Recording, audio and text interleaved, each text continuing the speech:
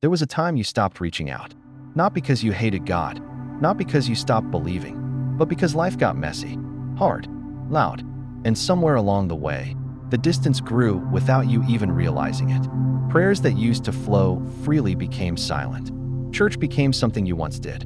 Scripture gathered dust on a shelf you barely looked at anymore.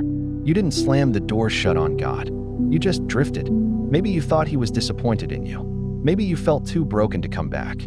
Maybe you thought the silence between you was too wide to cross. But here's the truth. You may have walked away from God, but he never stopped watching over you. Not for a second.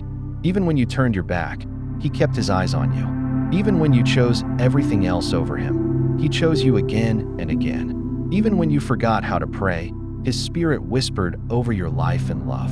You were never out of his sight, never out of his care, never too far for his grace to reach. Because his love isn't fragile like ours.